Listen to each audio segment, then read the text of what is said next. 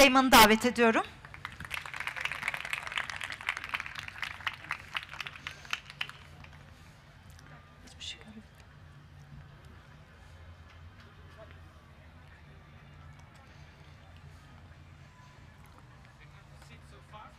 Yes.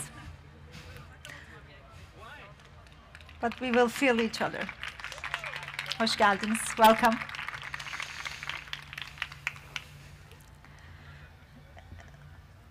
Biraz karanlık, dolayısıyla soru varsa biraz böyle elinizi de sallamanızı isteyeceğim. Ben başlamak istiyorum ilk soruyla. Teşekkürler bu film için.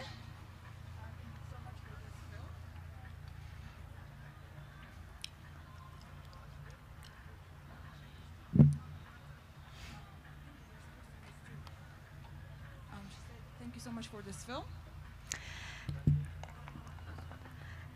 Bir film yapmaya çalışan bir yönetmenin yapımcılara gitmesi ve onlardan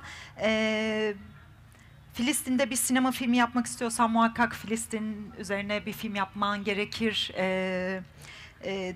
demesi üzerine filmin konusunu özetledim. Bir film izledik. Ben şunu merak ediyorum.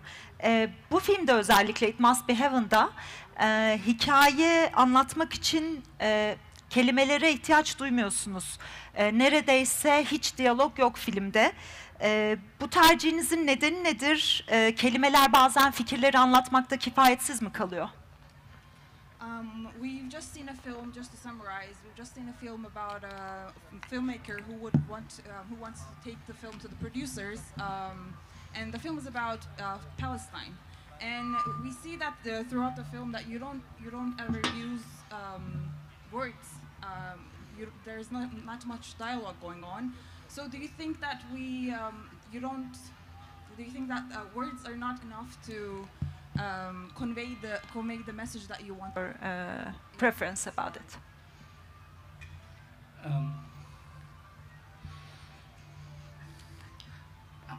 How much time do we have? We have a lot of time. Ne kadar zamanımız var? Çok zamanımız var. I mean, to start, because these are two separate entities of a question. Başlamak gerekirse iki farklı sorudan bahsediyoruz burada. The question of not much dialogue is, I cannot say that it's a strategy and it's not a choice. It's just the way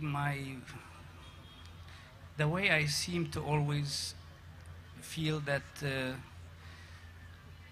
the more the image can tell a story, the less I need the spoken language. And this is cinema, so cinema is composed of multiple languages, and some of it is the sound, some of it is of course, essentially for me, the image. Maybe you can translate from here. Şu soruya gelmek gerekirse çok fazla diyalog olmadığını söylediniz. Bu benim için bir strateji veya seçimden ziyade aslında görüntünün bir şeyi ne kadar anlatabilmesiyle alakalı. Bu böyle bir durumda kelimeye ihtiyaç duymuyorum. Ve zaten sinemada bildiğiniz gibi birçok dilden oluşuyor. Bunun bir parçası ses, çok büyük bir parçası görüntü. I could say that I'm quite wary of the misuse of verbal language. Watching how it's so many times used in cinema to simply give information and produce in a kind of a facility a narrative. And I don't want to actually abuse the verbal language and abuse it to construct and make make it simply just an easy way for the spectator to understand. I find that quite arrogant and patronizing to the spectator, to give him easy way to understand or to think that he needs to understand. Açıkçası sözlü dilin yanlış kullanımından çok yorulduğumu söylemek istiyorum. Artık sözlü dili sürekli olarak bir bilgi verme amacıyla kullanma, yani filmlerde bu amaçla kullanıldığını görüyoruz ve bundan açıkçası biraz yorulduğumu söylemeliyim.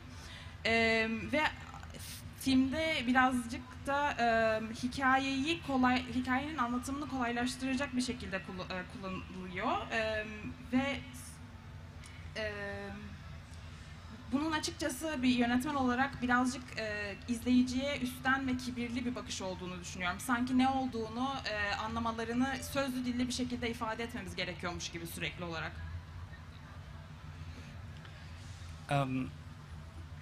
You know, there's so many elements in a film that tell you different ways of entering the storytelling, between choreography, between the humor, between the burlesque, the poetics. My feeling always is that I want the spectator to actually participate in the image and in the film in ways, in a kind of a democratic way, in ways that the person chooses how to interpret and how to feel and how to engage emotionally.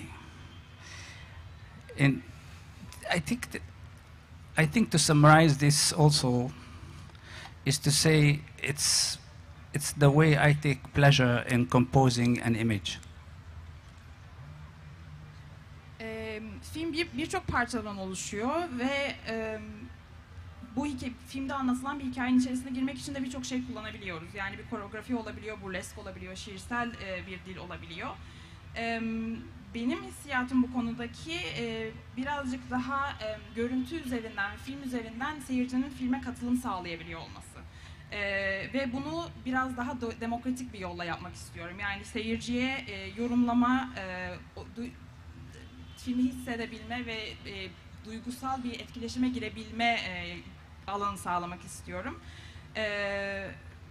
Dolayısıyla benim tercihim bu yönden oluyor birazcık.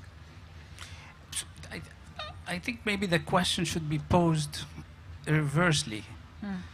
Not why I don't use so much language in my film, but why are so many films using language in their films? I see. Belki de soruyu tam tersine sormalıyız. Yani ben neden bu kadar çok sözlü dil kullanmıyorumdan ziyade neden bu kadar çok film söz dile bu kadar çok yer veriyor da diyebiliriz.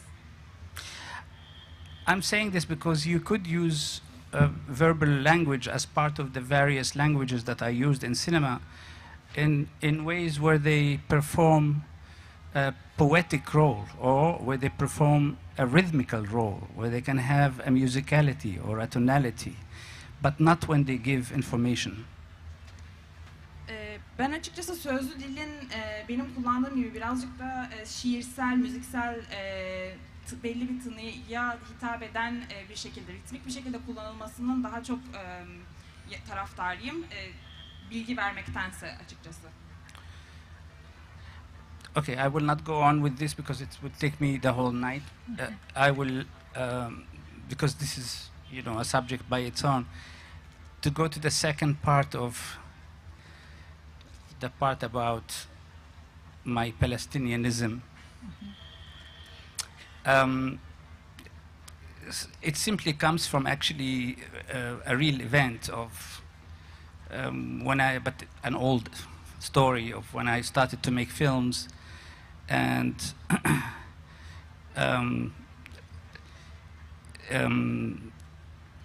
I was rejected all the time. First of all, because at this era when I started, there was much more trust in a a director coming from abroad, mostly from Europe, to come and make films about Palestine, but not a Palestinian director.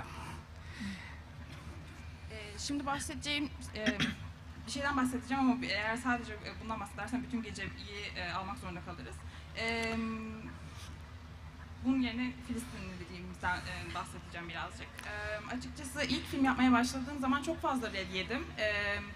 Yurt dışından gelen film yapımcılarına çok fazla güven varken çok özür dilerim. Yurt dışından gelen ve Filistin hakkında film yapmak isteyenlere çok fazla güven varken Filistinli film yapımcılarına o kadar çok güven yoktu. And this word "not Palestinian enough" comes also from a real story of a producer who told me exactly this. He told me that my film is not Palestinian enough, and there was a certain mistrust that because there was humor in the film, that there was something wrong with me, that I was a fake Palestinian, that I did not really know the reality on the ground. And the fact that there's humor, that means, you know, where are the Israelis who are killing, the Palestinians, who are beating them, and how come the Palestinians have humor? They should not be laughing, they should not be, making jokes, simply made it a fake Palestinian. So I was rejected non-stop because the Palestinians are not supposed to laugh. They're just supposed to be victims and supposed to cry.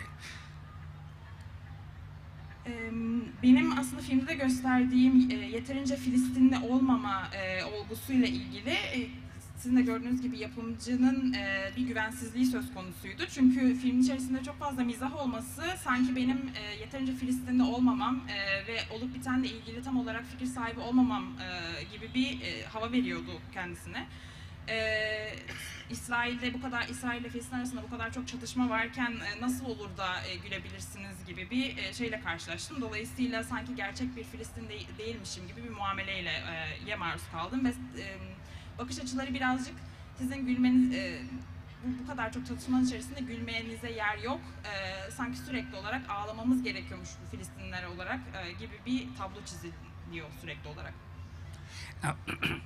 This discourse of a certain colonial character has sort of more or less left us. I'm talking about, quite a couple of decades ago, so it's no longer the story that's now. It's been accepted that, Palestinians can have a more complex character, and that, humor is part of the daily life, and that, what they did not understand is that just the contrary, when a people is under such despaired condition, in fact, they start to produce humor, just like, of my own hometown, because it's a ghetto, and of course, humor becomes a kind of form of insistence and resistance on continuity of some sort. Bu aslında birazcık, bunun sebebi birazcık sömürgecilik karakterinden de kaynaklanıyor bu bakış açısının. Ama süreçle aslında Filistinlerin daha kompleks bir karaktere sahip olabildiğini de görüyoruz. Çünkü içinde bulundukları durumu mizah üzerinden bir baş etme yöntemi olarak kullanmaları aslında onların ne kadar bizim ne kadar dirençli olduğumuzu bu konuda bir dirençlilik formu olarak görebiliriz. Maybe I should stop. Maybe you should ask another question. Soru var mı? Burada bir soru var.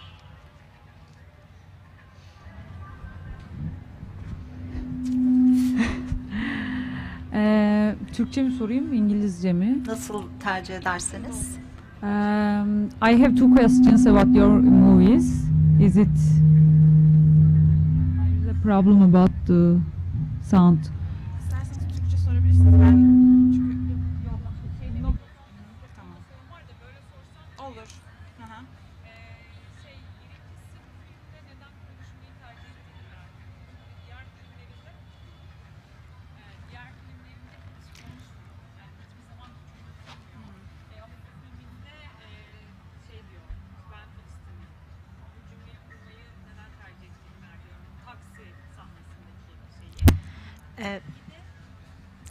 Türkçe olarak da mikrofon söyler misiniz? İzleyicilerimiz de Diğer duysun. mikrofon çalışmıyor Evet, da. doğru, haklısınız. Taksi sahnesinde neden ben Filistinliyim demeyi tercih ettiğini merak ediyorum. Çünkü daha önceki hiçbir filminde, yani bu zamana kadarki yaptığı hiçbir filmde kendisinin ağzından herhangi bir cümle çıkmıyor.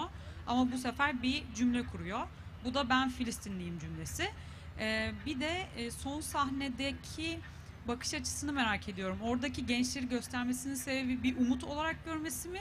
Yoksa bilinçsizliğe, duyarsızlığa karşı bir vurgu mu yapmak istedi? I have two questions.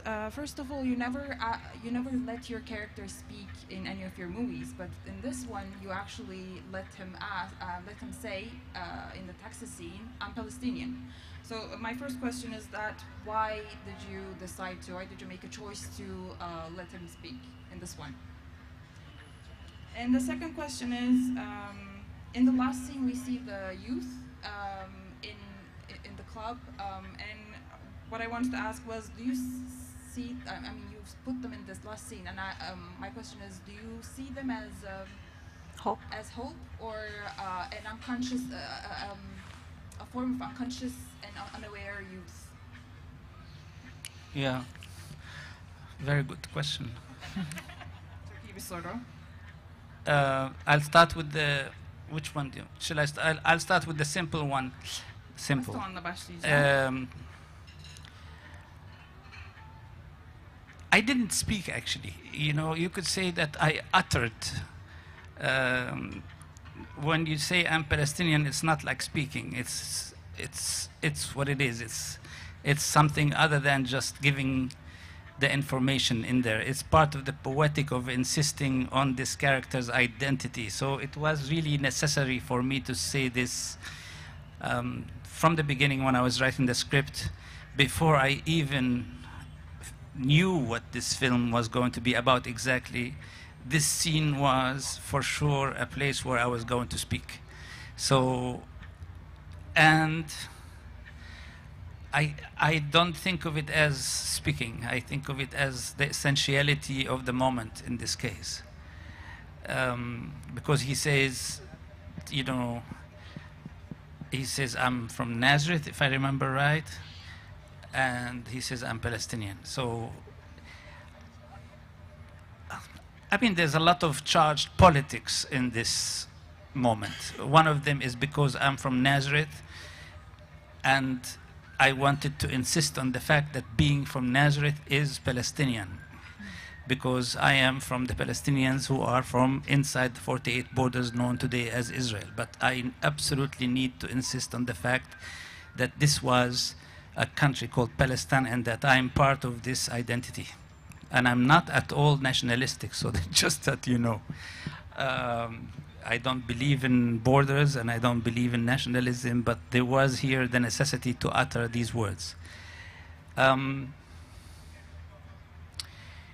It's connected to your second question because I have to tell you that, I'll tell you the story, in fact. When I was shooting the film, when I was preparing the film in Nazareth, the part of Nazareth, I realized how year by year, whenever I go there, things are regressing. I'm sorry, you want to translate this? Okay. That would be great. I don't want to cut you off. Açıkçası birinci sorudan başlamak gerekirse konuştuğumu söyleyemeyiz tam olarak. Bence sadece bir kelime, bir cümle söyleyiverdim diyebiliriz. Çünkü bu karakterde, yani Filistinli olan bir karakterde ısrarcı olmayı seçtim birazcık. Ben daha senaryoyu yazarken bile bu sahneyi film içerisine koymakta kararlıydım. Çünkü dediğim gibi buradaki sahnede aslında konuşmaktan ziyade bir anlamda bir taraf belirtme, yani bir kendi durumunu, kendi pozisyonu, konumunu belirtme gibi bir şeyden bir şekilde ifade edebiliriz bunu.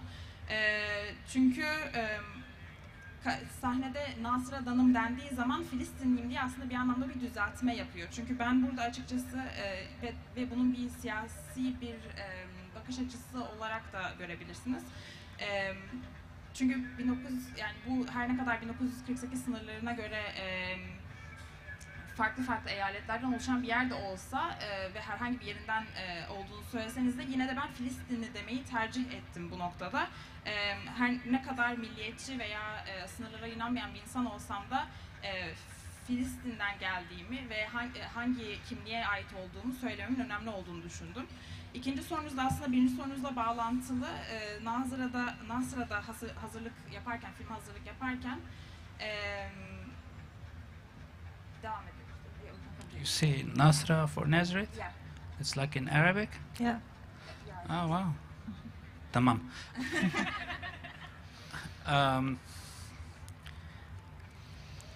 So I was really petrified. I was watching, Nazareth becoming a gang, drug-infested city. Unemployment was high, the economy, the ghettoization was very fierce. People had very long, unhappy faces, and not many young people around. Nasra'ya baktığım zaman aslında bir geri dönüş görüyordum. Yani gittikçe gerileyen bir yeri görüyordum. Ciddi bir uyuşturucu ticaretinin olduğu, ekonominin gittikçe kötüleştiği, insanların uzun ve üzgün suratlarla dolandığı ve gittikçe de azalan bir genç nüfusun olduğu bir yerden bahsediyorum. And I asked, but where are the young people at least? And they told me that they have left from Nazareth and from other villages, and they are now concentrated in a nearby city called Haifa. Gençler nerede diye sorduğum zaman Nasır'a ve diğer diğer şehirlerden gittiklerini ve Haifa'da yakın bir şehir olan Haifa'ya taşındıklarını söylediler. And so I asked them to take me to this scene which I saw and was absolutely flabbergasted. And I saw so many young people, like the young generation, the new young generation of Palestine,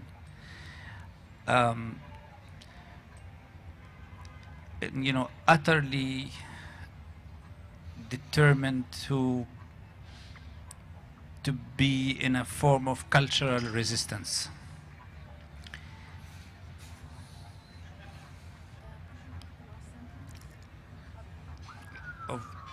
What I'm saying is, I found a new generation of Palestinians who are culturally, performing their resistance.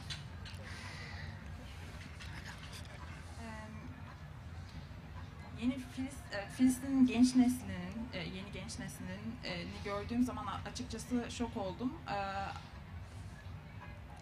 Bir anlamda yaptıkları kültürel dirençlerini sergilemekti. Yeni hayat tarzıyla beraber. I have been for so many years, trying to achieve, what I thought would become, as you saw in the film, this sentence of the perfect stranger. And I was trying to become, the perfect Palestinian, which is a Palestinian that actually identifies with every single culture and emancipates with every single movement that resists power and the order of things.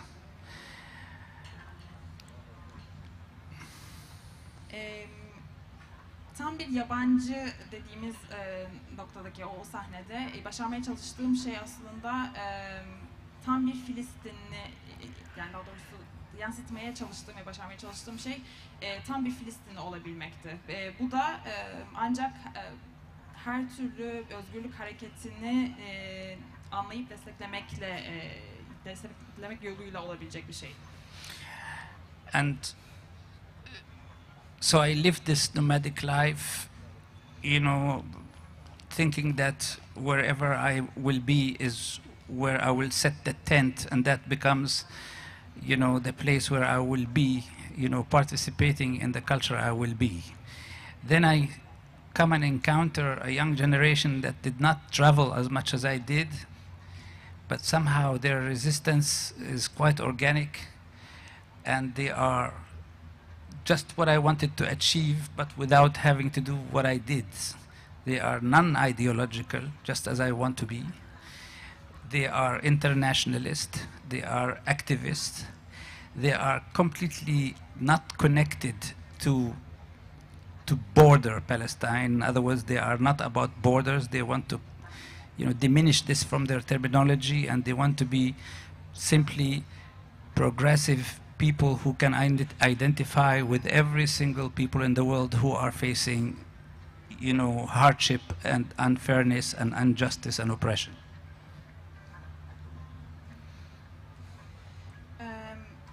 Ben hayatım boyunca bir göçebe hayatı yaşadığımı söyleyebilirim. Nerede olsam oraya uygun bir hayat tarzı yaşayıp orayı bir anlamda teneffüs ederek hayatıma devam ediyordum. Benim bu yeni nesilde gördüğüm şey aslında benim kadar gezmeseler de oldukça ideolojik olmayan, ideolojik bağlantılardan kopmuş, daha uluslararasıcı, daha aktivist, daha sınırlarla kendilerini ifade etmektense dünyanın, yani daha ilerlemeci ve dünyanın her tarafındaki zorluk, adaletsizlik ve baskıyla karşı karşıya kalan toplumlarla kendilerini tanımlayabilen ve onları anlayıp onların yanında durabilecek bir tavır sergileyen bir gençlik olması. And they celebrate the resistance, you know, as in the fashion of what you saw, but also all sorts of cultural activities, and they have a sense of togetherness that is quite unique, and they carry a certain joy in the form of in the way they want to actually resist the, you know, oppressive regime that they are under. Bu gençliğin dirence gösterme şekli sizin gördüğünüz gibi de oluyor ve bazen yani çok kendilerine özgü bir beraberlik anlayışları var ve bazen gösterdikleri neşeyle beraber baskıyı, içlerinde bulundukları baskıcı rejime nasıl karşı durduklarını görebiliyoruz. So I saw them in this same place where I filmed. I asked my assistant to start to tell them to prepare, because I want to shoot this scene as the last scene of the film, which I was not at all planning to do. And we brought them back, not all of them, but most of them, and we shot the last scene actually of the shoot in Nazareth in this place. So it was a double, basically, joy. It was the wrap-up party, you know, and at the same time the last scene of the film. Çekim yaparken bu sahneyle karşılaştığım zaman bunu filmin son sahnesi olarak çekmek istediğimi onlara söyledim ve hiçbir şekilde planım olmadan tekrardan onları geri getirip bu sahneyi son sahne olarak orada çekmiş olduk. Böylece Nasıra'da çekim, yani son sahneyi çekerken hem çekim tamamlama sevincini hem de son sahneyi çekmiş olma sevincini bir arada yaşamış olduk.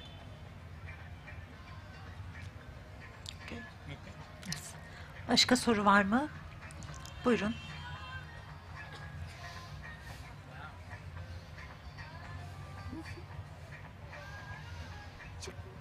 Evet, açık. Bu filmi nereden esinlenerek yaptığını, nereden ilham olarak yaptığını merak ettim.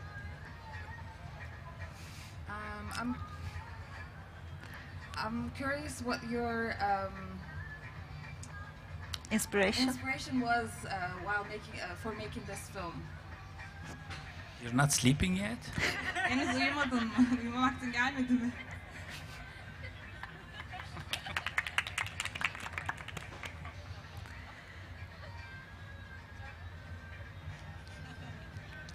It's a difficult question. Zor bir soru. there is no inspiration, one inspiration for making a film. Bir film yaparken tek bir ilham aldığımız şey olmuyor. And in my case, it's many years to come to write a script to make a film. Ve bir filmi yaparken bir senaryo yazabilmek için senaryo yazabilmek benim yıllarımı alıyor. I think that it's difficult to say where one gets inspiration and where it comes from, if it comes and when it comes. Şunu söylemek zor, ilhamın nereden ve nasıl geldiğiyle ilgili tam olarak tek bir şey söyleyemiyoruz. But I can tell you what I do, but which I don't advise you to do. Ben ne yaptığımı söyleyebilirim ama sana bunu yapmanı çok tavsiye ettiğimi söyleyemeyeceğim. But maybe there are some people who are making films around here. Belki burada başka film yapanlar da vardır aramızda. But I spend quite a long time with myself in solitude. Ama kendi kendime sessiz bir şekilde, yalnız ve sessiz bir şekilde çok fazla vakit geçirdiğimi söyleyebilirim. It's a kind of, I mean, I could summarize it by saying it's a spiritual voyage. Birazcık bunun ruhsal bir yolculuk olduğunu da söyleyebiliriz. A kind of meditative period. Meditatif, kendi kendimize zaman geçirerek kendimizi anlamaya çalıştığımız bir yolculuk olduğunu da söyleyebiliriz. Bir zaman süreç olduğunu. I spent more than a couple of years in that state. Ve bu süreç içerisinde aslında birkaç yıl geçirdiğimi söyleyebilirim. And I spent quite a time evaluating myself. Ve kendimi değerlendirmek için çok fazla zaman harcıyorum.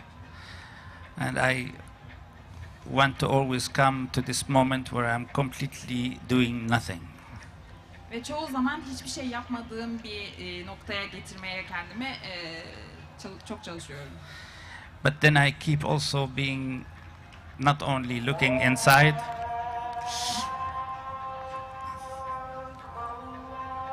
he said what I wanted to say. Söylemek istediğimi o söyledi şimdi. But I also spend a lot of time observing the outside world.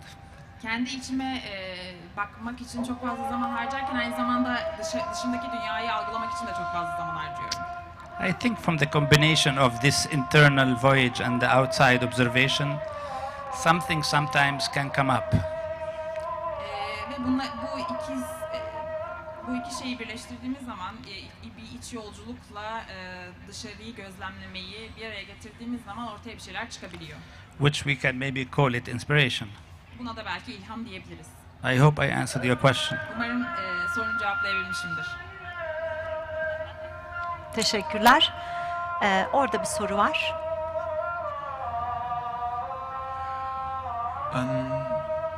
Congratulations. I watched first time in here a really different movie and special movie for me, I feeling. My question so simple. I'm a young director. Just I wonder. I have two birds, and I like birds. I know smart. I like your bird second. My question this bird real or after effect? Just I wonder. Isn't it our question, but I understood it's a question about the Bird. bird. Gerçek olup olmadığını soruyorum. It's about the bird, whether being the bird that you used in your film. He's asking whether it was a real bird or was it After Effects, the post-production. It was a combination.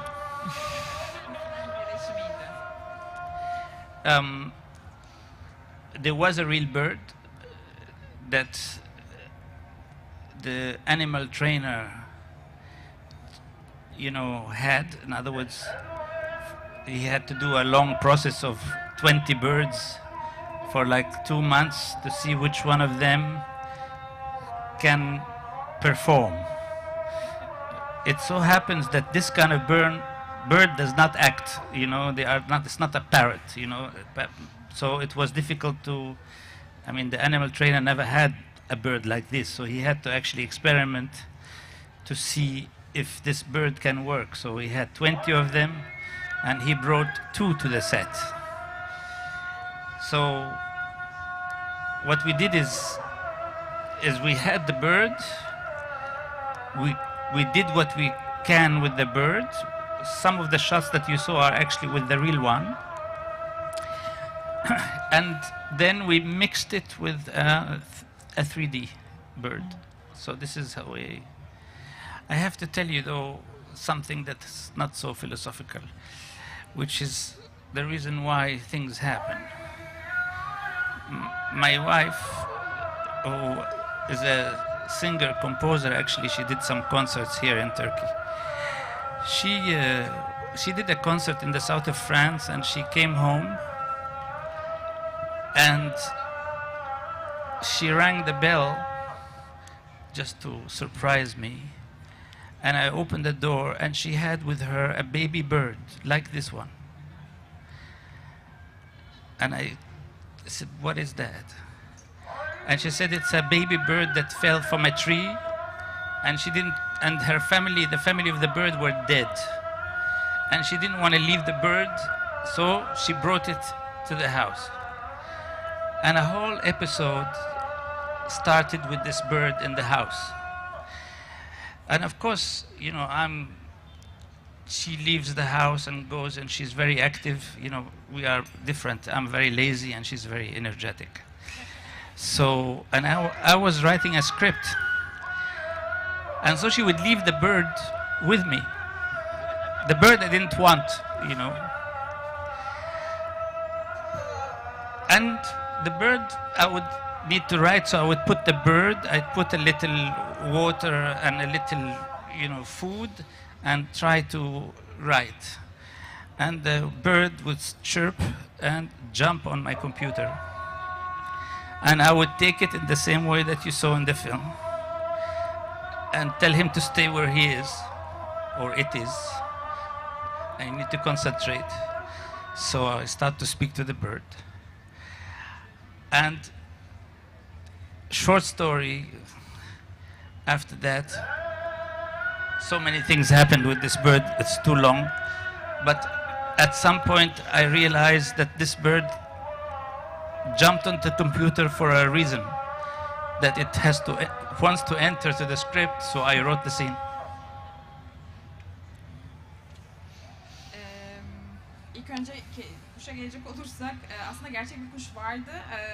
Hatta onun hayvan eğitmeniyle beraber çalıştık ve 20 kuşla 2 ay boyunca çalıştıktan sonra yani onlar çok papağan gibi olmuyorlar, çok böyle performans sergileyebilen hayvanlar olmadığını fark ettik ama sonuçta 2 kuşu sete getirdi ve bir süre onlarla uğraştıktan sonra bazı sahneleri, yani bazı kısımlarını gerçek alsak da sonuçta 3D bir kuş daha ekleyip bu şekilde görüntüyü elde etmiş olduk. Şimdi çok da felsefik olmayan bir şey söyleyeceğim bunun üzerine. Bazı şeylerin oluş sebepleri daha felsefik olan şeylerin dışında gerçekleşebiliyor. Benim eşim bir müzisyen ve besteci.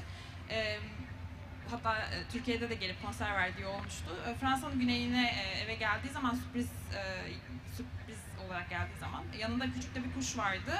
Ağaçtan düşüp ailesi öldüğü için eve getirdiğini, yalnız kaldığı için eve getirdiğini söyledi. Ve kuş hikayesi birazcık böyle başladı.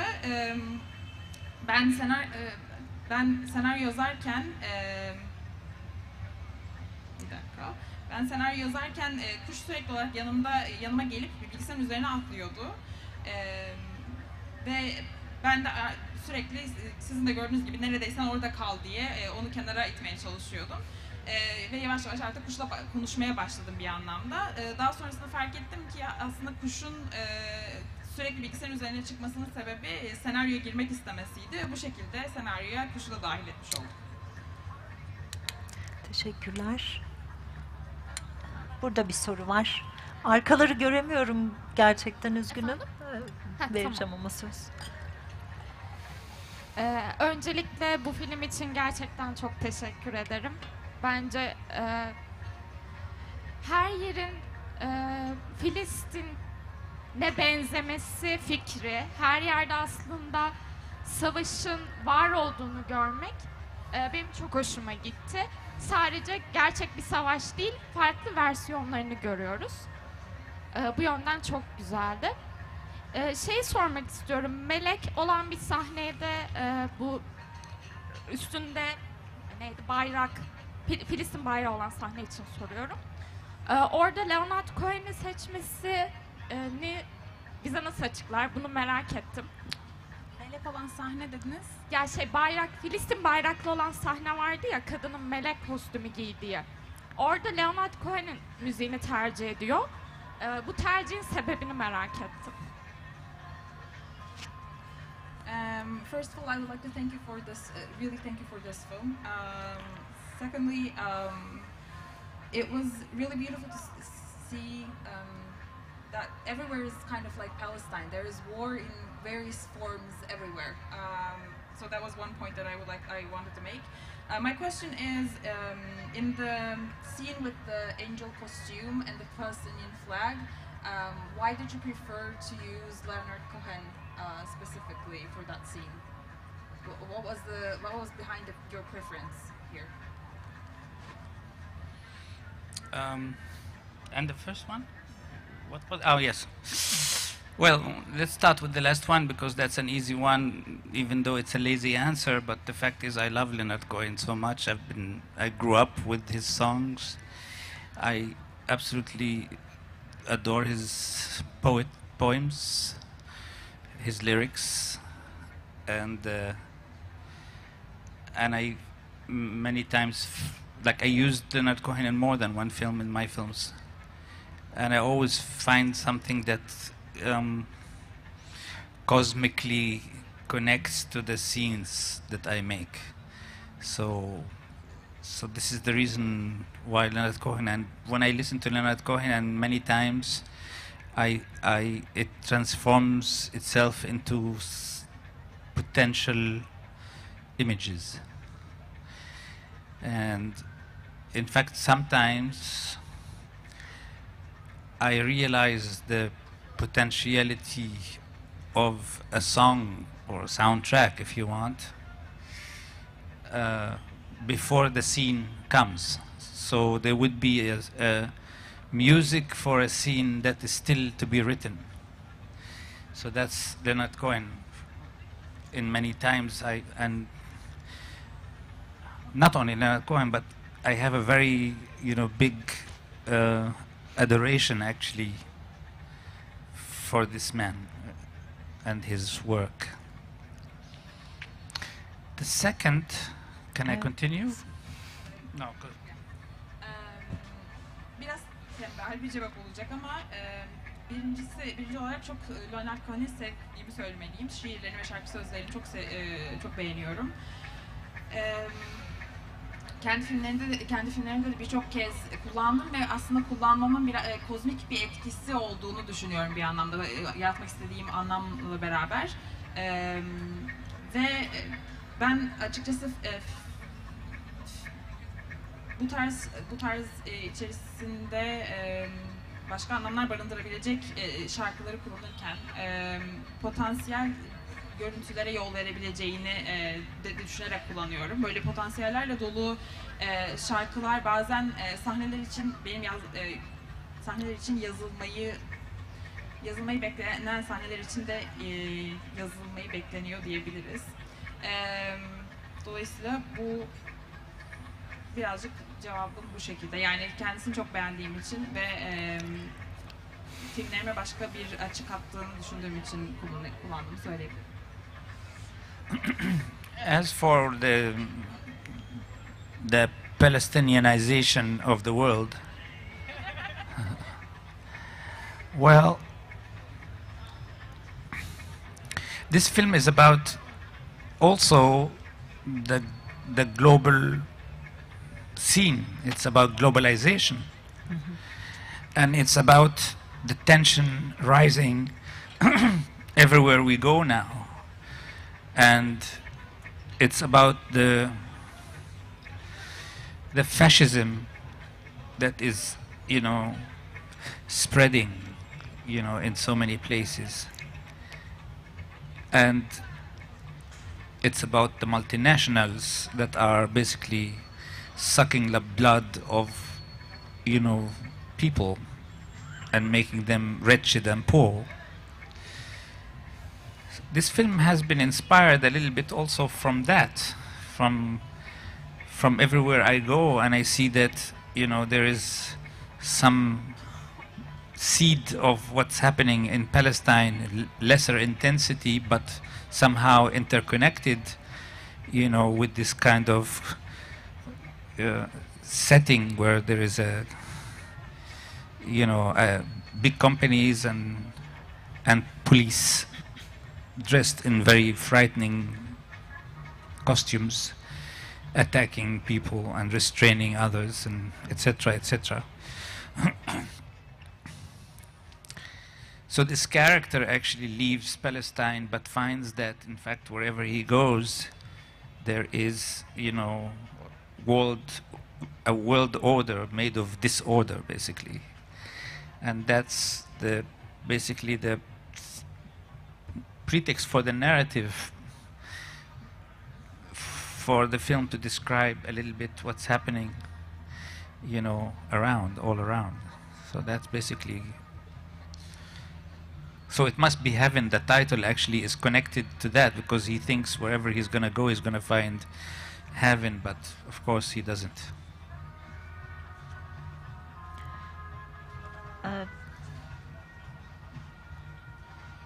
İlk önce dünyanın Filistinleştirilmesi üzerine film konuşmak gerekirse film anlayacağınız kadarıyla birazcık küreselleşme üzerine, yani her yerdeki gerginlik ve çatışmanın, her yere yayılan faşizmin, çok milletli şirketlerin her yerin ruhunu çekip almasıyla bağlantılı bir şey var, bir ruhu var diyebiliriz. Biraz, yani her yer aslında Filistin'den uzak olsa da her yerin birbirleriyle bağlantılı birbiriyle bağlantılı küreselleşmiş büyük şirketlerin ele geçirdiği bir dünya düzeni görüyoruz aşağı yukarı. Dolayısıyla film birazcık da şu anda olan biteni, yani dünyanın etrafında şu anda olan bitenleri anlatmak üzerine. Karakterimiz de aslında nereye gitse cennet bulacağını düşünürken her yerde farklı formlarda aynı dünyayı buluyor bir anlamda. Yes. I would like to ask about your being the jury member for tomorrow at 12 Punto. Thank you again. It's a big pleasure to have you here as a jury member. Sorum, Pardon, İngilizce sordum. okay. Çevirin lütfen. Sorum yarın 12 Punto'da jüri üyesi olmanızla alakalı ve ilk önce buraya katıldığınız için tabii ki teşekkür ederim aynı zamanda. Burası Cennet Olmalı'da, It Must Be Heaven'da henüz senaryo aşamasında konuşmaya başladığınız bir TRT ortak yapımı. O zaman ben henüz TRT'de çalışmıyordum ama çok iyi bir süreç olduğunu hep anlatıyor iş arkadaşlarım. Ben hem TRT ile bu ortaklığınızın hem de şimdi 12 Punto'da bir ortaklık yapıyoruz. Bu nasıl baktığınızı hem merak ediyorum hem de yeniden teşekkür ediyorum geldiğiniz için. First of all, I would like to thank you for being here, coming here. In this, for this film, for It Must Be Heaven, I know that you were, it was in a co-production process with TRT, while it was at the scripting stage. And I was not working here, but I've heard from my colleagues that it was a really productive process. My question is, how was it working with TRT as a co-production and collaboration?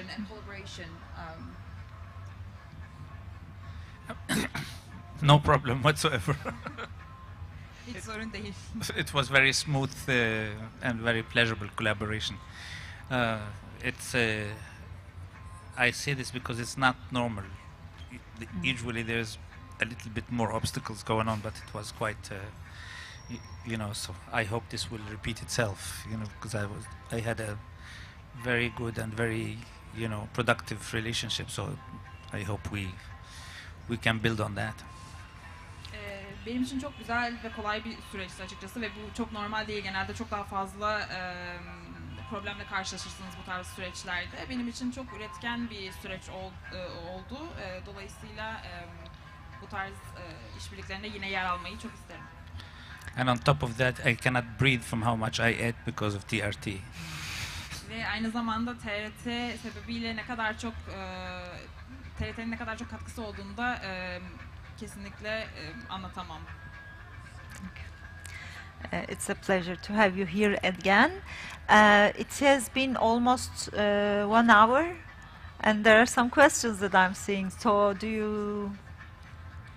Yeah. Can I say no? No, of course. Hayır diyebilir Okay, miyim? bir soru daha alacağım. Son bir soru. Orada bir soru var. Bir soru daha alayım. Sonra gidelim. Evet. Açık değil mi? Açık. Şimdi benim sözlerim soru olarak da kabul edilebilir. Ben filmi TRT 2'de birden fazla izledim. TRT 2'de birden fazla izledim. Burada büyük ekranda da izleyince burada büyük ekranda da izleyince şu cümleleri kurdum. Bugün Filistin'in toprak bütünlüğü olmayan bir Filistin, BM üyesi bir Filistinlimiz var. Ancak Metaverse'te kurulan bir Filistin'e burası cennet olmalı diyebiliriz diyorum. Bu görüşme ne der? I've actually seen this film a couple of times on TRT2, and when watching this on the big screen as well, I've uttered this sentence. Palestine. Çok özür dilerim. Son dediğinizi tekrarlayabilir misiniz rica etsem? Son sorduğunuzu yani Filistin. Bugün Filistin toprak bütünlüğü olmayan bir BM üyesi devlettir. Sanıyorum anlaşıldı. Evet. Ancak Metaverse'te kurulan bir Filistin'e burası cennet olmalı diyebiliriz. Metaverse. Metaverse.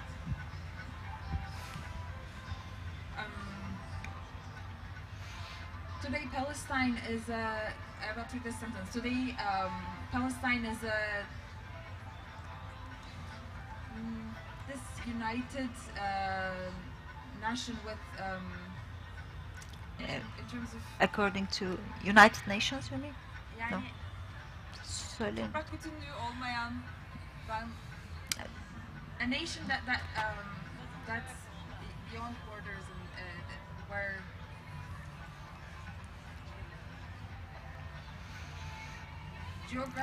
geographically messy, let's say, it could be a very overinterpretation, but geographically messy, and today Palestine is a UN member that's geographically messy.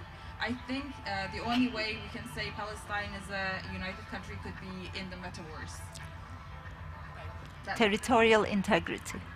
Without territorial, yeah, it's a country without territorial integrity. But I think I spoke about this earlier. Bundan daha önce de bahsettiğimi hatırlıyorum. Konuştuğum konuda hatırlıyorum. About my position about this, not about the actual because what came to be Palestine through the persistence of its people to defend itself against injustice and occupation is a lot of cultural resistance and a lot of philosophical ideas that basically expanded the notion of Palestine. And this is what I was talking about when I was speaking about the last scene of the film. This is when I was speaking about myself and the way I see